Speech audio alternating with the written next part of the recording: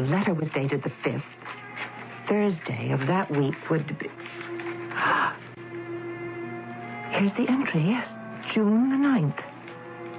The first entry. The very first. This has been an extraordinary day for me, and worthy of being recorded in a special journal. 1 hour ago, I returned from a small town called Carrington, some 18 miles from the city of Boston. I have spent this morning in a ramshackle frame house at the outskirts of town, whose interior has been converted into a modern, office-like arrangement of some 4 rooms. And in one of those rooms, I have been watching myself as a youth of 27 attending a small gathering at the home of a man who's been dead for 10 years. I realize that I am writing this with unscientific detachment, but this experience has shaken my soul like dice in a gambler's cuff. I will try to start at the beginning.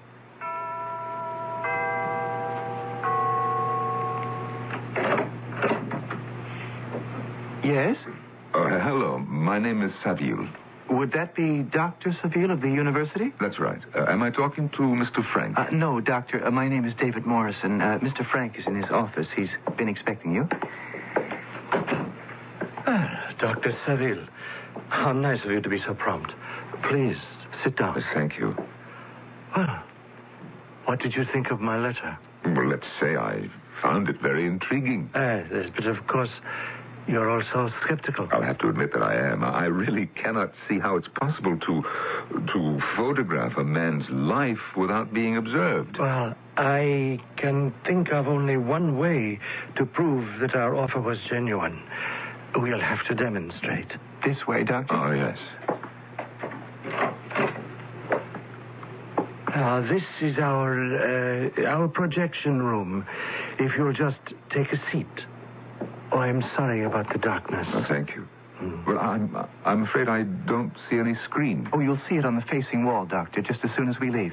Now, just make yourself at home. All we need to know is what period of your life you'd be most interested in seeing. Are you telling me seriously that you have movies of my life? Yes, Dr. Saville. Movies of your life. Your whole life. Would you like to start in childhood? Oh, but it's impossible. Watch the screen, Dr. Saville.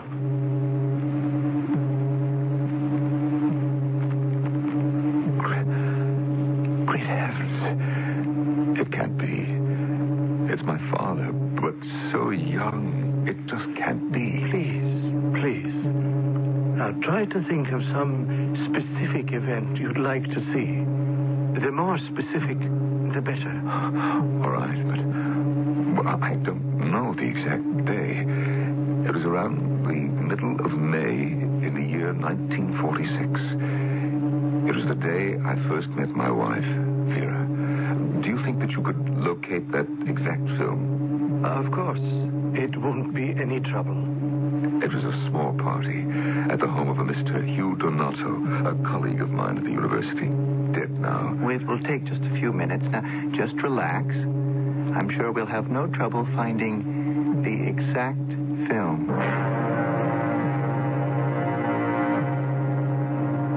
They left me alone then. I still was not certain that I wasn't the victim of some elaborate student prank. And yet, I could have sworn that for one moment I saw my father's face on that screen before me. And then the screen started to glow once more, a brilliant whiteness painful to my eyes. But then the colors began to appear. The screen held a picture of a room I hadn't seen in 30 years. It was Hugh Donato's living room, beyond any doubt, the same room. I couldn't fail to recognize that big, ugly square room with its incongruous walls of wood paneling and flowered wallpaper. There were people in the room. Old Hugh himself, looking not a day over 30, and his wife Deborah, and Professor Mills, the old windbag, and Jane Anderson. What a handsome woman she was before. And then I realized I could actually hear their voices. I leaned forward eagerly to hear them, but I heard nothing, because Suddenly, I saw her, standing by the bay window, standing there quietly, in isolation. A young girl in a gray cashmere sweater, looking lost and lovely and supremely wonderful. My eyes filled with tears when I saw Vera, my wife, unchanged by time's treachery. And then I saw myself. I was speaking to her, and she was replying. I know. You're Professor Seville. No, hardly. I'm just a teacher, not even an associate professor. Oh, I'm sorry. It's all right. I decided that I'd rather be called doctor. Who ever heard of an absent-minded doctor? Doctor, as in MD? No, as in physics, actually. By the way, did you tell me your name yet? It's Peterson. Vera Peterson. I'm in vocational guidance. Do you know that you're squinting, Vera Peterson? What? You are definitely squinting at me. But I don't know what you mean. Look, I've seen you around the university, and I happen to remember that you wear glasses. Where are they now? Well, they're in my purse, if you really want to know. Well, I think you ought to wear them. You do? Certainly. How else can you know what I look like? I might be a veritable Mr. Hyde, for all you know. Instead of Dr. Jekyll. Go on. Put your glasses on. I might have just the impudent charm you like. All right, I will. There. You know something, Miss Peterson? You should never worry about wearing those glasses. I mean all the time. Nothing in the world could hide the beauty of your eyes. Can it really be true? Did John really see these things? See what's on the next page. It wasn't until I was back on the highway, heading for home, that the full impact of what had occurred struck me. I knew that I had just witnessed a great scientific mystery, a secret which my scientist's mind should have coveted. Yet all I could think about was the personal side of my discovery, and even as I write these words, I am trembling with impatience for my next visit to Life Films Incorporated. Well, everybody loves the movies. But can you imagine what it would be like to star in your own life story? Would you see yourself as hero or villain? Your life as a comedy or tragedy? How did Dr. John Saville see himself? And what was the effect of his strange movie-going habits? We'll find out when we return shortly with Act Two. When I started working at this bakery, my boss sounded like this. Raymond, you're eating all the profits. So one day I started bringing coffee to work, Maxwell House coffee. And just to be sociable, I offered him a cup. Raymond, this coffee is delicious. Then he made me a deal. He said, Raymond, you supply the coffee, I'll supply the cake. Maxwell House's coffee that makes good friends. Good to the last drop, Maxwell House. Repeat after me. 800. 800. 528. 528. 1234. 1234. 800 528 1234. Now what? Now you can get toll-free reservations at any Best Western Motor Inn, hotel, or resort. Anywhere? Anywhere and anytime. Reservations at Best Western, the world's largest lodging chain. You'll find the toll-free number in your yellow pages.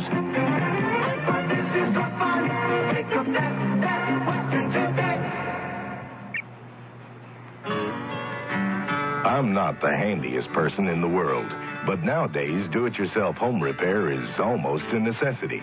Admittedly, some of my work is not perfect, but it gets by. Like many people, I try painting, woodworking, and even masonry, but I never dabble with electricity because it can be dangerous and not forgiving of carelessness. Yes, Americans are learning how to do more with their hands, and hopefully are not forgetting some of the old rules, like never mixing water and electricity, and reading all power tool instruction booklets before use. And let's not forget about the rule to check for damaged electrical cords either. And remember the one to always dress appropriately. Wear closed-toed, sturdy shoes and safety glasses. And finally, never leave power tools unattended. And keep children away from the work area. A public service announcement from Underwriters Laboratories in this station.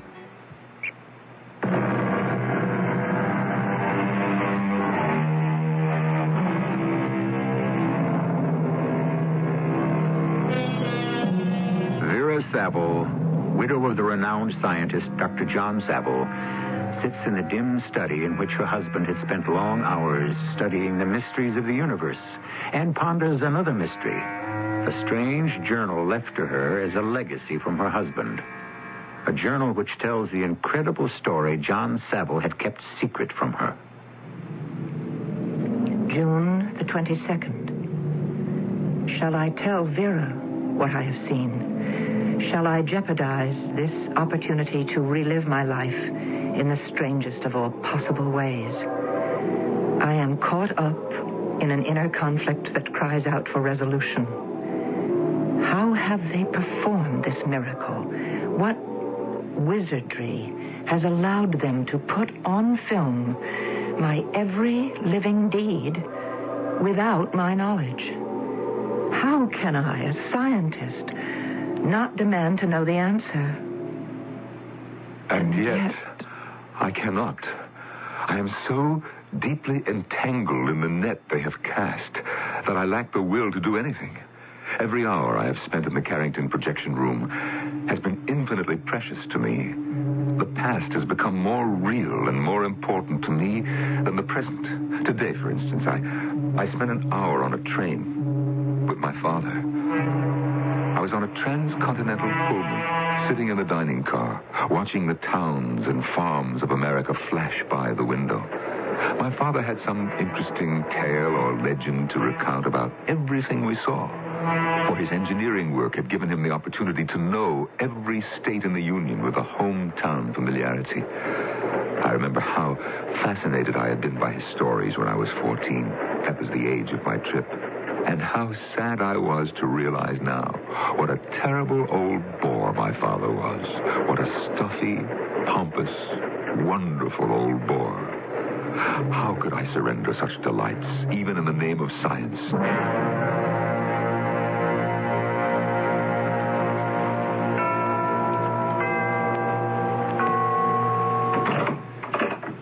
Come in, Dr. Saville. How are you today? I'm very well, thank you. Mr. Frank, Dr. Saville is here.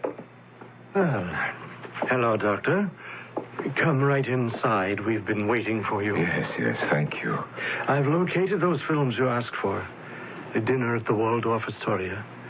You did say the award date was September the 10th? Yes, that was the date. Now, I admit I feel a bit foolish about wanting to see myself given tributes.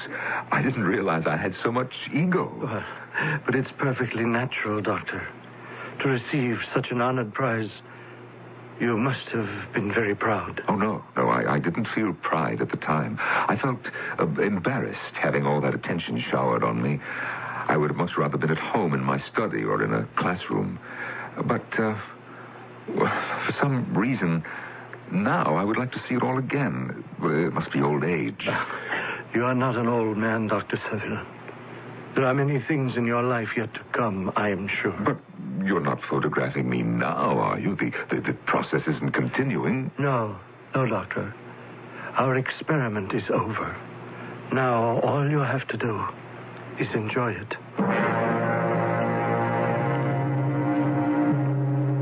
And I did enjoy it. I have to admit the truth.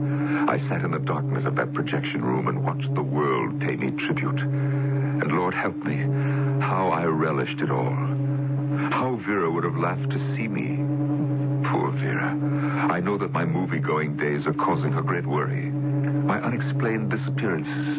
And even worse, my diminishing interest in my work. The space heat theory is so close to completion. It would be unforgivable to allow my efforts to lag because of my need for pictures of my life. John, you must see a doctor. You haven't seen one for months. I don't need a doctor, Vera. There's nothing wrong with me. John, I talked to Dr. Kahn about you. Kahn? You know what kind of doctor he is, Vera. Yes. Oh, I see. You think that I'm going a little funny? No, of course I don't think that. But you know yourself that, well, you've changed. Your habits are different, and you're having problems at the university, aren't you? Well, yes, I suppose I am. Some problems, nothing serious. Well, Martin tells me... Well, go on. What did Martin say? Something about a disability you have. Well, it's true. Something strange has happened to me, Vera. I cannot explain it. I'm sure that it's only temporary. Please tell me, John. Vera, I seem to have forgotten some basics. It's very strange. Sometimes I feel like some poor C student struggling with the intricacies of calculus. In fact, there are times when even simple arithmetic seems beyond me. Then, is that why you haven't been working? Well, it may be part of it, but Vera, please don't worry. I'm going to start again. I have an idea about how to start again.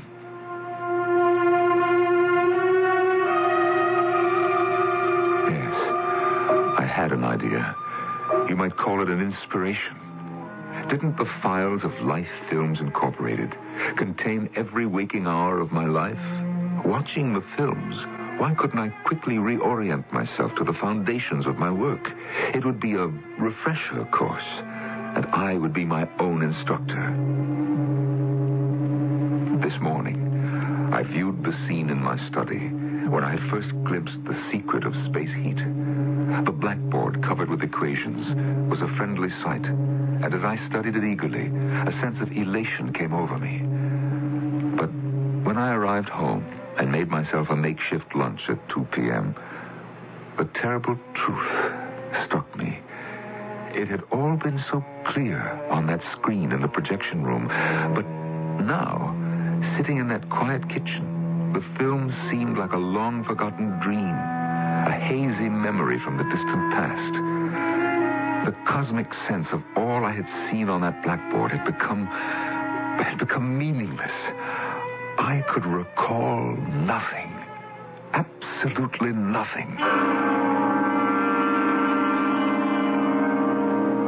September 13th. I did not go to Carrington today. The effort was monumental. I left the house as usual, not wanting the change in my routine to be noticed by Vera. Instead, I drove the car through the countryside in an effort to clear my clouded brain. The attempt was unsuccessful. I could think of nothing but that narrow room at Carrington. I craved the comfort of that armchair and screen, the way an addict must crave his narcotic. Those hours now are essential to my existence. I must have them at any cost.